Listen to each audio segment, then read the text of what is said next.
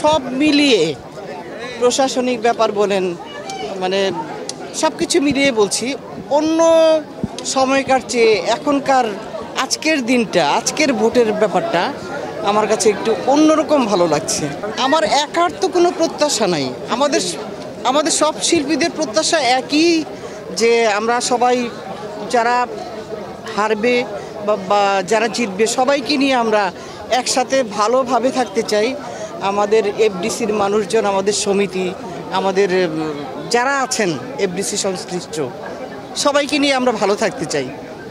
সবার ভালো কামনা করছি এই ভোটের মাধ্যমে আর কি।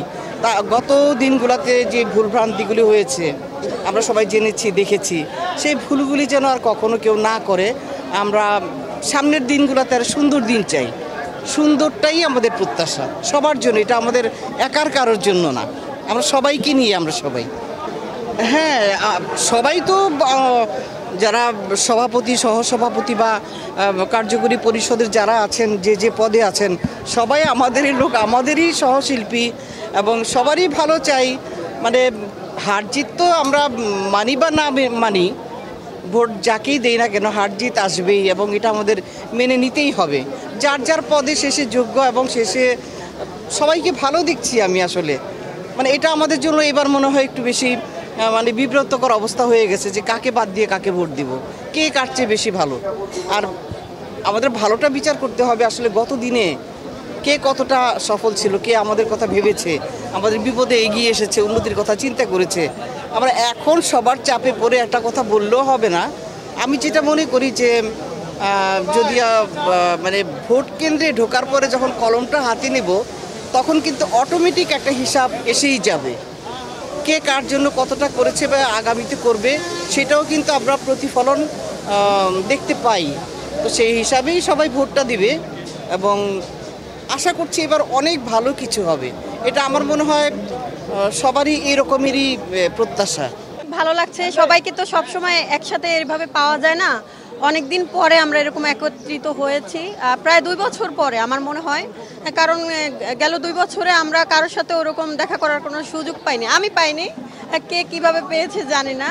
বাট আজকে সব সিনিয়ররা যারা আসছে তাদেরকে অনেক দিন পরে দেখতে পেলাম, আর খুবই সুন্দর সুষ্ঠুভাবে নির্বাচন হচ্ছে, আমার অনেক ভালো লাগছে। আমার আপনারা দেখতে পাচ্ছেন আমি হচ্ছে আমার বুকের মধ্যে মিশা ভাই আর ডিপজল ভাইয়ের প্যানেলের লোগো নিয়ে ঘুরে বেড়াচ্ছি।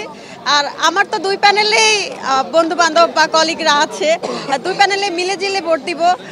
বাট সবার কাছে আমার নিজেরই চাওয়া যেটা, যে আমরা মিলেমিশে সবাইকে ভোট দেই, যে যোগ্য প্রার্থী তাকেই যেন ভোটটা দেওয়া হয়। আমি প্রথমত বলবো আমার এই 5 বছর ধরে আমি শিল্পী সমিতির মেম্বার, এবছরেই প্রথমবার আমার বিনা দোষে আমি আমার চাঁদা পরিশোধ করেছি ঠিকঠাক মতো।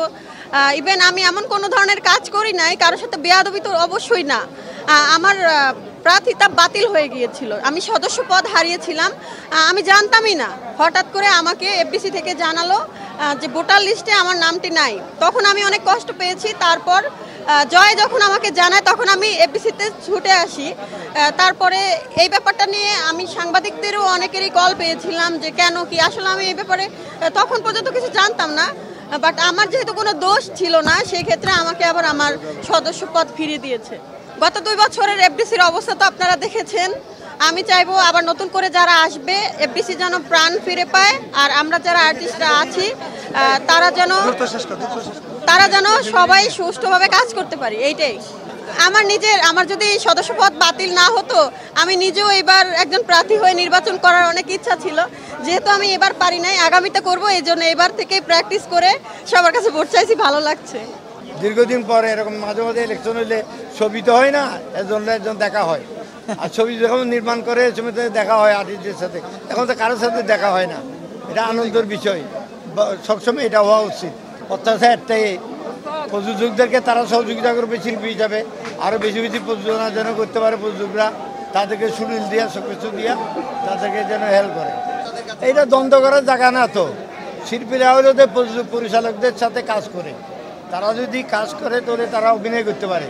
এখানে একটা পবিত্র জিনিস, তারা শিল্পীদের খেদমত করবে, শিল্পীদেরকে সহযোগিতা করবে, এটার জন্য তো সমিতি। এখানে তাদের তো আর কিছু করার নাই। বাদ না, যে কোনো সময় দ্বন্দ্ব হওয়া উচিত না। সবাই মিলেমিশে থাকা উচিত। শিল্পী সমিতি মানে শিল্পী সমিতির কোনো কাজ নাই, তাদের স্থায়ী কাজ উদ্যোগদেরকে সহযোগিতা করা, আর তারা নির্মাণ যারা করবে তাদেরকে সহযোগিতা করা, এবং শিল্পীরা কোনো প্রবলেম করলে তারা তাদেরকে সহযোগিতা করা। এখানে তার কিছু কাজ না ওদের, এটা আমার ব্যাপার না, এটা ওদের ব্যাপার। কেন বিশৃঙ্খলা হয়েছে, ওরা ঠিক ছিল না বলি কেন হবে? এইটা কি উচিত কিনা একটা শিল্পীর জন্য? কোনোদিনও উচিত না।